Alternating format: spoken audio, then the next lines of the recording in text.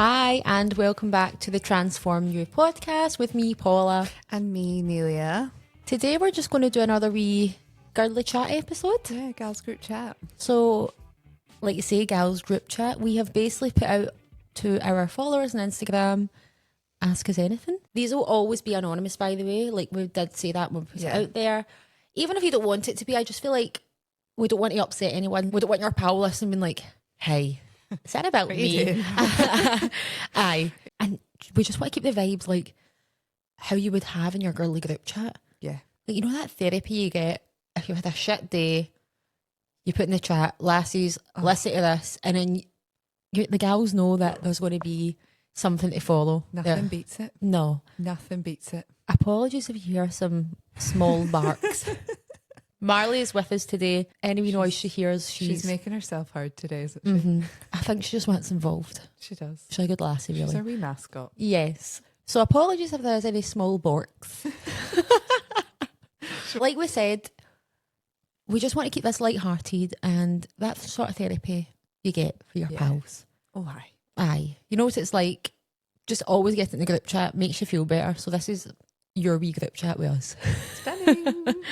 Okay, let's go to the first question. So question 1 is, how to be the best version of you, and how do you even work out what that is? Oh, my goodness. Starting pretty hefty. I love it. I think it's also ties in nicely because our last episode was an episode on self-love. So, gal, you asked us, go back and listen to self-love if you haven't. But to answer your question, how to be the best version of you and how do you even work out what that is? To be the best version of you is to show up authentically, I would say. And how do you work that out? You work that out by focusing on you. Coming from you by Paula. As someone who never spent any time focusing on herself, I spent too many time giving energy to other people, thinking other people were better than me. When you start focusing on you, and what I mean by that is doing things for you, doing things that you love, doing things that are true to you, you will then figure out who you are from that. Yeah. So it's doing all that deep inner work and getting comfortable with spending time alone. That is so important, by the way. Yeah. Because I think when you are trying to find yourself and really figure it out, you can easily just find it too overwhelming, too difficult, and you just get distract yourself by just surrounding yourself with other people, keeping yourself busy. Yeah. And you're not going to find it by doing that. Yeah. You need to be comfortable with your own company, your own thoughts, and that is when you're going to be able to, really figure it out. Yeah. I think if you are someone who has always been surrounded by people who you maybe feel aren't right for you as well, your confidence might not be that great, or you might not feel like you can do things alone. Yeah. So how do you find out what that even is? I think you find that out through doing all that stuff. So they were just giggling because Marley's... Yeah, sorry, guys. Marley's just making herself heard in the background. Marley, shh. We're trying to do a podcast. The gals need their questions answered. So you'll work out what the best version of you is when you start doing all this stuff. So when you start doing things for you, like you start putting yourself out there, surrounding yourself with people who align with you, putting yourself into situations that make you feel good, always tuning in to how you're feeling after a situation, or tuning in to how you're feeling after being around certain people. Oh, yeah. That's really important, and who you're surrounding yourself with. So we said this in episode 4, I think, part 2 of the Breakdown to Breakthrough. We spoke about show me the 5 people you're closest to. Episode 5. And I'll show you your future. Tune in to that. That will really show you if you're being authentic to you and if you're showing up as your best self. It's so important. I think how you feel when you come away from those people, when you've been hanging out with those people, that if you feel really authentic, if you feel good, great, and that's how you should feel. But if you come away from it and you feel drained, dull, not good, then you need to look inward and start reevaluating. And actually question, like, am I being true to myself here? Yeah. Because if you're not, you will feel drained. You will feel shit. If you are being your authentic self, you will feel energized. Yeah. You will feel like you are content. You don't always need to be buzzing, but you'll feel at peace. You'll feel free. Exactly. And we also spoke about that in the self-love episode about how you feel free. Tune into that and do all the things we mentioned. Focusing on yourself, doing all the elements of self-love and self-care. Yeah. Question 2. How to stay motivated with goals, etc., especially when the weather is so shit. Oh. Now, we live in Scotland. Yeah. The weather is always going to be up and down. I think, first of all, summer. let's address the weather. You need to just learn to accept it is what it is. And the way your granny and granddad used to say, there's no such thing as bad weather, just bad clothing and being ill prepared. That's what my coaches used to say as well. Well, it is. I mean, you can either say to yourself, ask yourself this, is this going to hold me back? Or am I just going to say, fuck it and accept it? And just know that actually it's not going to be ideal, right? And I get that it does affect your motivation because in the winter months, it's obviously darker and things like that. And it does affect your brain. Yeah. Okay, so there's no getting away from that. But you know that you'll feel worse if it's a dark, miserable day. You can say, okay, well, I can't get out my walk. Maybe I could go to the gym and walk on the treadmill. Yeah. Especially if you are a woman, and we do not advocate running alone in the dark. You should be able to, but don't do it. It just is what it is. Joining groups can help with that as well. So if you feel like the weather really is getting to you, use something else as your motivation. So join a run club, join a gym, and then even do it with a pal, because then you're using that other person as your motivation as well. So if it is a really shit rainy day, we used to do this quite a lot actually. We would all text each other like, oh fuck, it's pure raining, it's dark, it's miserable. And when you're there to kind of cheer each other on, it does help. And I think when you've already agreed to go on a run with someone, yes, or like you've already agreed to go to the gym with someone, or you've booked like personal training with your pal, yes, you've already booked it. You've already agreed to go with it. someone. You've already agreed to go on a run with someone. Yeah, You've made that commitment. Yeah, don't be that pal that always backs out. Do you know what I mean? So I think it does help if you do it with people, do it with pals. Yeah, someone else is holding you accountable. And that is what's so good about having like a coach or having pals, or so using other things or other people for accountability. And I know we're all about the self-love queens and do it for yourself, but it can be hard. And really you need to stop relying on motivation and discipline. Yes, consistency and doing it for fulfillment instead of this is a need, it's a chore, it's punishment, it's how you're viewing it as well. So I get that maybe motivation can be down some days, but see the days where genuinely you're just like, I can't be arsed, that's fine. We all have days like that. I think if it's turning into a habit, that's when we need to go, okay, we need to just stay consistent with this. Yeah. Do you know what I used to do when I was rowing on the days that it was horrific? Like I used to row through like the snow, the ice. It used to be like icy still on the river, and my coach used to be like, we're still going out. Yeah. It's fine. He used to like break up the ice with with like his launch, and then he would be like, come on. And I'd be like, are you fucking kidding me? It's like I'm frozen. And like no matter what the weather was, if it was not dangerous, we'd still be out. Yeah.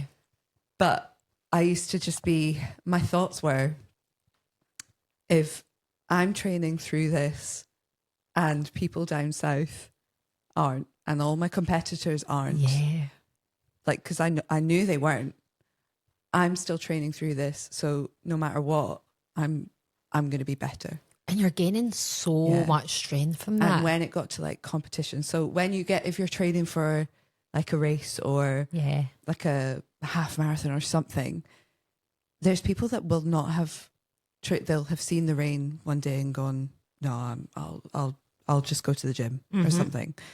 Do you know what I mean?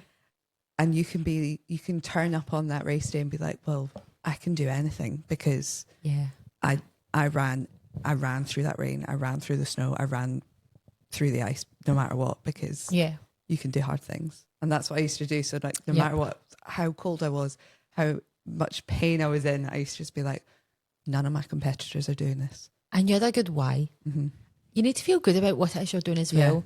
So see, really, if you aren't enjoying running that much and you're like really fucking hating going out in the rain, you don't need to do it. There's maybe find something else. Something that you love. Yeah. You have to love it. Yeah. To push through the hard days. Or even just know there's fulfillment, that you're doing it for a reason. If not, it is hard. You have to have the why and the goal and the reason you're doing it. Because actually you could look at the weather on the flip side. So I would much rather be running in the pissing rain than in 38 degrees heat. Oh, I see, when I was running in like horrific rain. Yeah. It was so much better than heat. Oh. Yeah, so much better. You could have the flip side. And again, it's changing that perspective and going, okay. Also, think about the shower when you get back in. That's it. Like, there's so much. It's the same with the self-love club events. We always get asked, if the weather's shite, is it still going ahead? And we say absolutely. Unless it's a red alert, then that would be silly. Yeah. Yellow alerts, aye. Yeah. But unless it's like a danger to health, we wouldn't. It depends on, if it's unsafe, then no, but. Like, we've done it when we've had to break through the ice, we've done it in the snow. We have stood and done yoga in the pissing rain. And the why behind that is you know that actually after it, it's going to be worth it. Yeah, you feel like you've got superpowers. It's so good. And I cannot believe the amount of people that will still show up to those events when the weather is shite. So maybe you're just not really enjoying what it is you're doing, or you've not got a good why attached to it. Reevaluate the why. Yeah. Consistency over motivation. Love it. Love it. Okay, thank you. Next question. Okay. How to push through on those days you're feeling in a lot of pain, etc., with periods? Ooh. Okay, so I couldn't. So if that is this just like in pain in general, or is it specifically periods? So we could answer maybe both then, because I feel like if I'm having a really painful period day, which I do get, I know a lot of girls out there struggle with that, and it's something that maybe the GPs aren't really that helpful with in most people's experiences. Yeah. So I've been back and forward to the doctors for years for really painful periods, and it's something I've just learned to cope with myself. And I know my sisters are the exact same, and some of my friends. On the days where I'm really struggling with pain, in the past I would have taken days off work because I just knew that I had to. I didn't force myself. Maybe like years ago I would have, but I don't think anyone should feel guilty for taking days off when they're feeling like that. Definitely like, not. Take the days off work, have a wee day where you just need to be in bed. Like, really just nurture yourself in those days. So those are the days where I will just literally cuddle in a ball in my bed and not feel bad about it because I'm in pain. My body obviously wants to rest. Tuning in with that and actually just taking it as a self-care day. Having wee cups of tea, eating whatever food you want. So make everything else that day easier. That's a nice way to think about it. You know, so you're like, I can't work today, so my brain can switch off. I am not going to, be super strict with my routine today because I just know that my body won't physically be able to do it. And it's just being gentle with yourself, being compassionate with yourself and taking that time. Yeah. This is actually quite a good question because Nelia is someone who has autoimmune disease and has been through a lot to do with our health and our pain. So you will be really good at answering this one, I think. Yeah. So I think I don't actually get periods. So yeah, but I did in the past when I was younger. But I would get them really sporadically. But when I got them, I would get them for like a month. Sometimes they would last like 6 weeks, and then I wouldn't get them for a year. So it was a bit crazy. However, chronic pain is something that I do suffer with, and flare-ups is something I suffer with Yeah. fairly frequently, but I do manage to control them with medication and just different treatments. But when I do get a flare-up, it's kind of a routine I've managed to hone over the years. That's actually a really good point. So what I was basically just saying there about when I've got a really painful period, I've got a routine that I would do. Yeah. And that's so good to actually highlight that it is something you go, okay, that worked that day. So I'm going to do that. So what would your routine be if you have like a pain flare up for whatever reason? So I have in my cupboards, I have a stock of Epsom salts and different. So I've got a stock of Epsom salts. I have a particular brand that I like, Dr. Teal's. And then I have a stock of Himalayan bath salts, like pink bath salts. I don't know. You get all this stuff from Tesco. Yeah. And I always have a stock of them. Yep.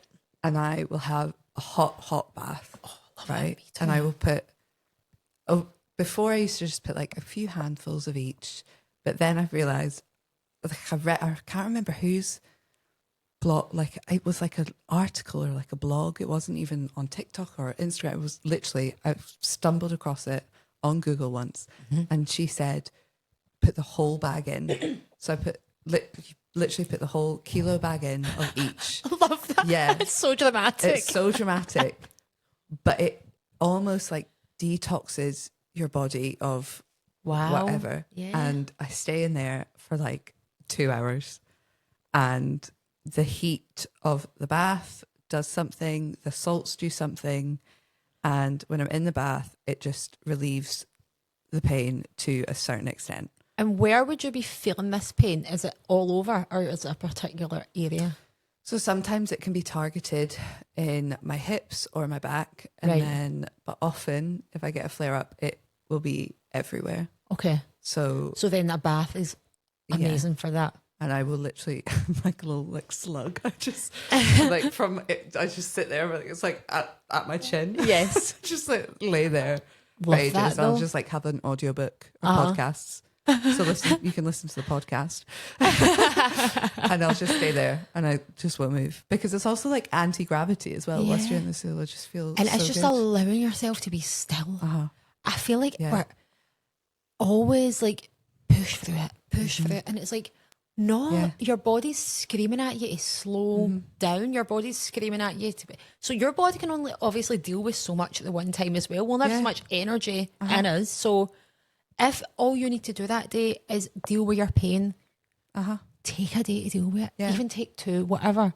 And for me, it was learning that I need to deal with that pain, to stop and deal with it. Because if I push through it, it would just get worse and worse. Yeah. And then I would get to the point of, oh, well, now I need medical intervention.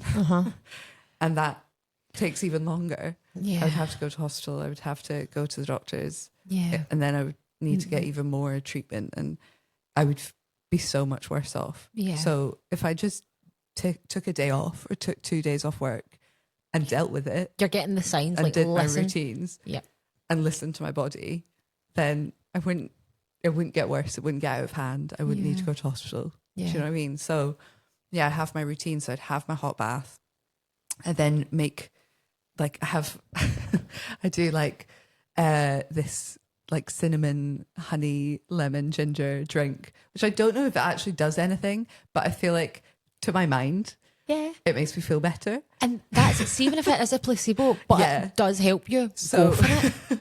it makes me feel better. Yeah. It makes me feel like I'm doing something good for my body. That's like me anytime I have a cup of tea. Anytime I'm feeling something, I'm like, a cup of tea. And you just feel better. Yeah. And then I will just go to my bed. Yeah, me too. And I will lie just flat on my bed for the rest of the day. And sometimes I'll watch TV. Sometimes I'll listen to an audiobook. Yeah. Sometimes I will, because when I have flare-ups, I get really, really, really bad migraines. I do have chronic migraines, but when I'm having a flare-up, it's like my body's just my body's attacking itself anyway with autoimmune, but it's even worse with a flare-up. So sometimes I'll just have all my blinds shut and just want to be in a dark Well, I was room. actually going to say that with So luckily enough, the only pain that I ever really get that's that bad is periods. So when I'm like that, sometimes I can't even focus on the TV. I can't listen to anything. I just need the silence and the darkness and the blanket right round me and the coziness. And my family know that if I'm in that mode, they just have to. This is actually a really important point. You need to be able to communicate with your family, your partner, your friends, whoever you live with or whoever's around you.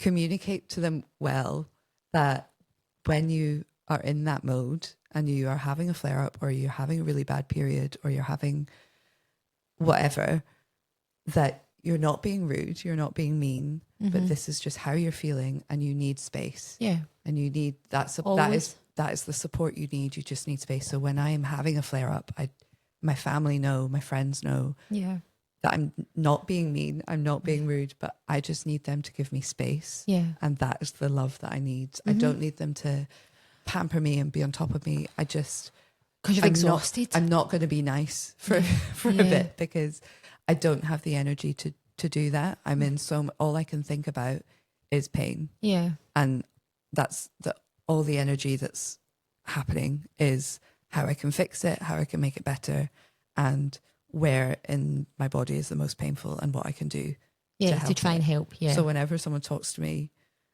I will obviously speak to them, but I'm not being very polite. You can't take it in. Do you know what I mean? I think that's always what's important about if you are in a job, to be able to communicate that. So my previous employer were very aware of this happening to me like every other month, and there was no pattern to it that I can identify yet. Yeah. But anytime it's really painful, I would just have to phone and let them know that there's no way I can make it in today. Yeah.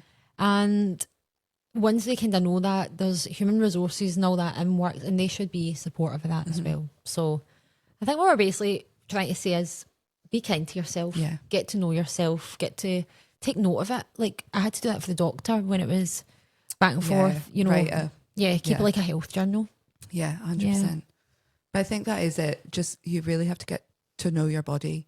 Yeah. And for me, that has taken a while, and I'm getting used to it. It constantly is changing. Because sometimes you think you know the trigger. Yeah, and it changes. And then it changes. And by the way, if you also do know your triggers, try and avoid them or try and do things that, like, for example, for me, when my period's due, I kind of feel like maybe if I've had like a mad night out, you know, like too much alcohol, will make my cramps and all that worse. Yeah. I think that's maybe a trigger. Yeah. So now I'll try and avoid that when I know that my period's coming. Yeah. Things like that as well. Yeah. Shall we move on to the next question? Let's move on. Hopefully that was helpful. Hopefully. Fingers crossed. And again, gals, I know we think we know everything, right? But we're not doctors. Yeah. I've just been a lot of times to the hospital. Yes. Just spent a lot of time in the doctor's office, but I am not a doctor. We're sharing our own experience. So like you've obviously been back and forth, you've been hospitalised. Like I've been back and forward to my doctor with this stuff. Please always go and get yourself checked out. Yeah. Especially it's not that's the thing, it's not normal to be in pain for anything. It's not, pain isn't normal. Like growing up we get taught as well, periods are painful. They shouldn't be. No, they shouldn't be. And like you shouldn't be just randomly feeling all this pain in like your back and your hips. I will say this is important actually. You should advocate for yourself. Yes. And that it was really hard, and it actually took me a long time to have the strength to advocate for myself. I used to go to the doctors, and I've had some doctors that haven't been the best in the past and have just sort of said, oh, the pain's in your head, you're fine. Practice mindfulness and you'll be good. Obviously practice mindfulness, it's amazing. Yeah. But when you know yourself, you guys know your body better than anyone else. Yeah. But when you know that there's something physically wrong and a doctor says it's all in your head and you know there's something further, advocate for yourself. So that's what I would say. And have the strength to advocate. Most people aren't in a place of privilege to pay for private healthcare either. Yeah. And I know that that's a route that lots of people end up going down, but that's not always affordable. It's not, yeah. So, that's it. Advocate for yourself. You know your body better than anyone else. Yeah, trust your gut. Yep. And, okay. Oh no. Right, okay. No, what's this one? Oh, God. I'm scared. I hate my pal's boyfriend. Should I tell her? Oh gosh. Right. Oh, hen, I'm sorry. Let's just break this down. Okay, so I'm assuming that you hate him because he's a fucking prick.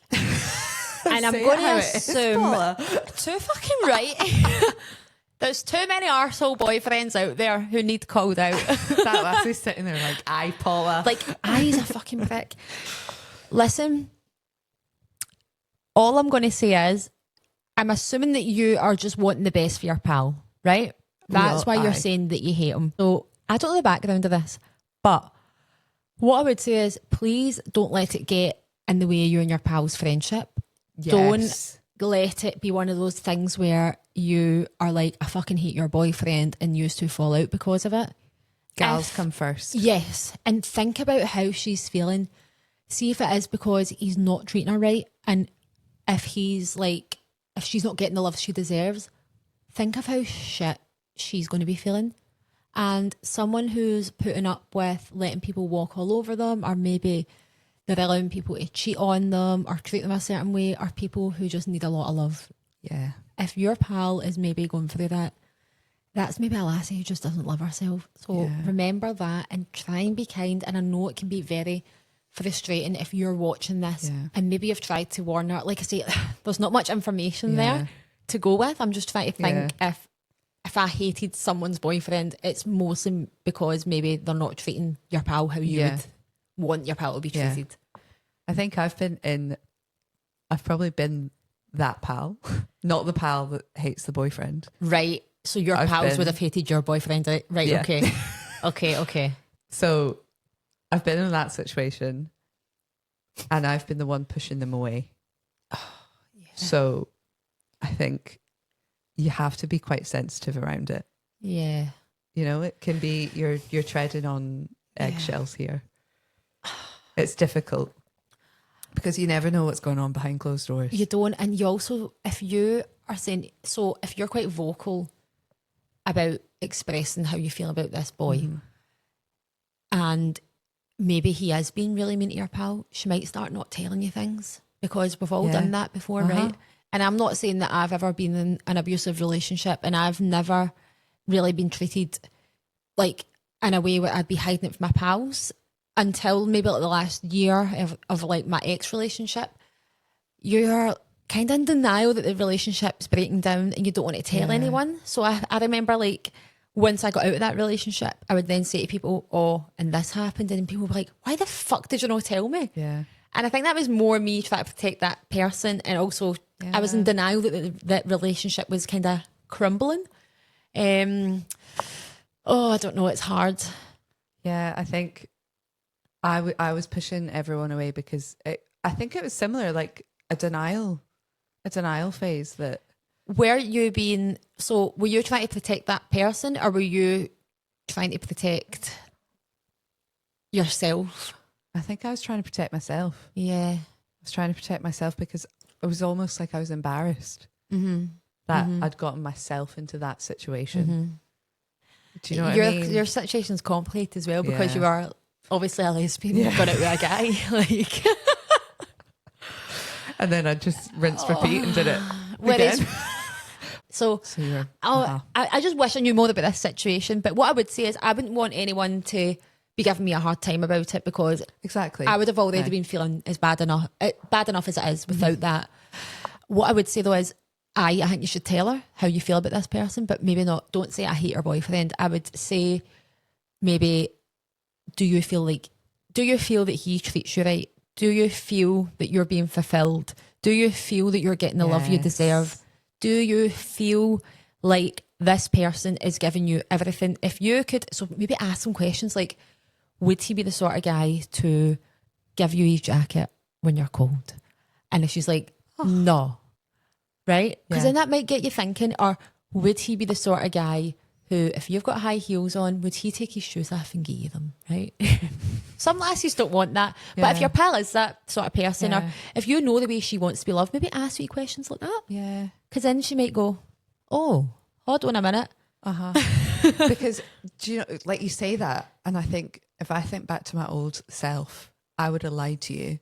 If you were asking me, I would have lied to you and said, aye. Of course, aye. Yeah, I would. Yeah. But I would have gone away and reflected on it. Yes, you would have. Or you would have brought that up to him. Yeah. You'd have been like, so to your face, I would have been like, aye, of course he would. Yeah.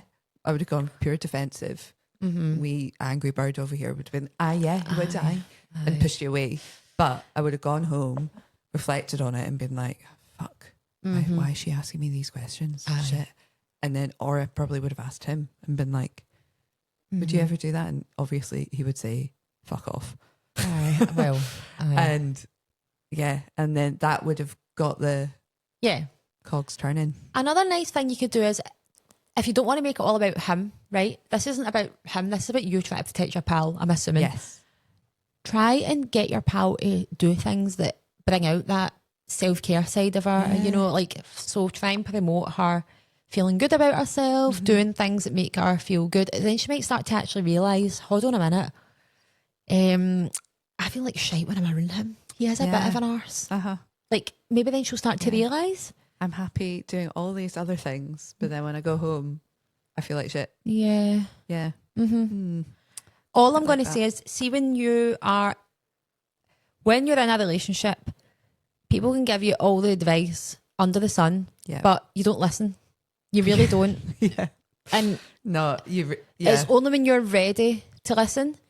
So, like, I'm not saying like my ex treated me really badly, because he didn't. But near the end of that relationship, when I was noticing things and things were being questioned and blah, blah, blah, I would have hated anyone else to be like mentioning that to me all the time, because it was already in my head all the time.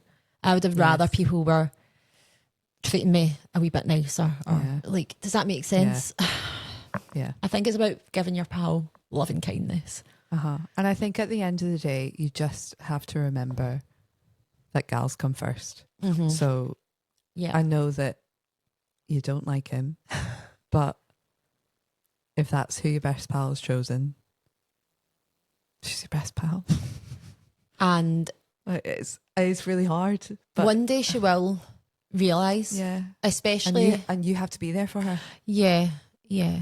Like, she's going to need you. Yeah, like, don't be that pal who goes, oh, well, I told you so. I told you so. Or, you know, I tried to get you away from him months ago and you didn't listen and fall out with her. I always knew. Yeah, don't be that pal. Just be there. Just be there for her. Be a supportive pal. Yeah. Don't be bitter. That's it. Yeah. That's such a hard question, by the way. Like, it really is. I know, that's hard. Stressing me out. Oh, because you don't want to say the wrong thing. You don't want, like, you don't really know the situation. For the rest of the day. I know. I'm like, oh God. What the hell? Tell us more about that. What the hell? This is all anonymous. Oh gosh. God. Do you know what? She will realise. And listen, we've all been there. No,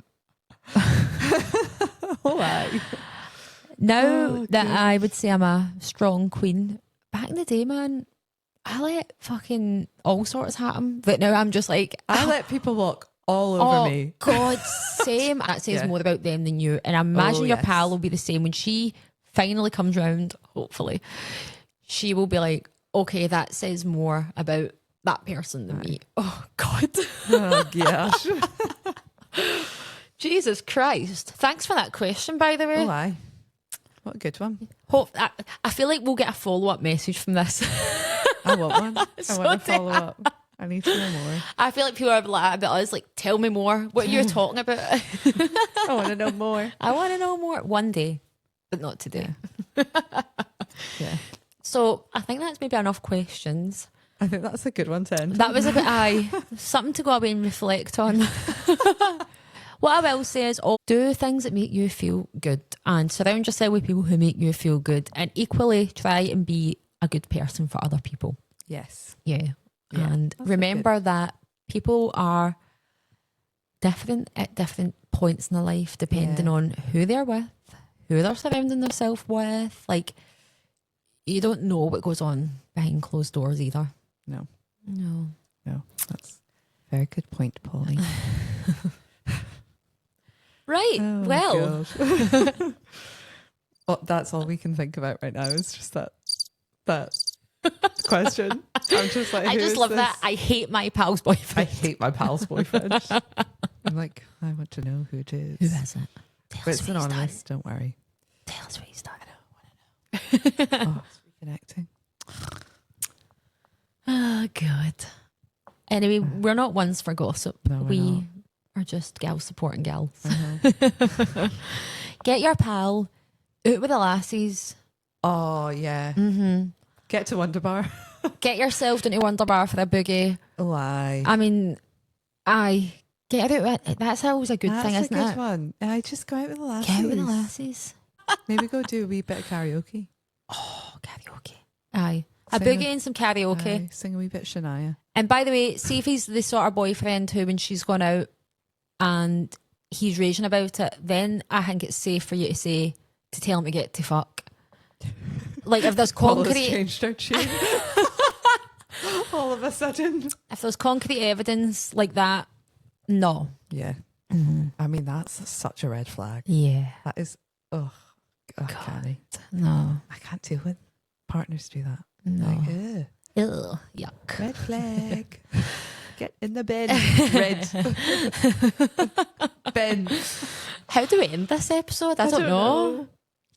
What I will say is, lassies, thank you for sending in the questions, because I know. it's quite, fun. It's like, I think it's kind of scary to ask questions, especially if you're like, shit, is this going to be anonymous? Of course it will be. We won't tell anyone. Like, we will never break that trust. Never, ever.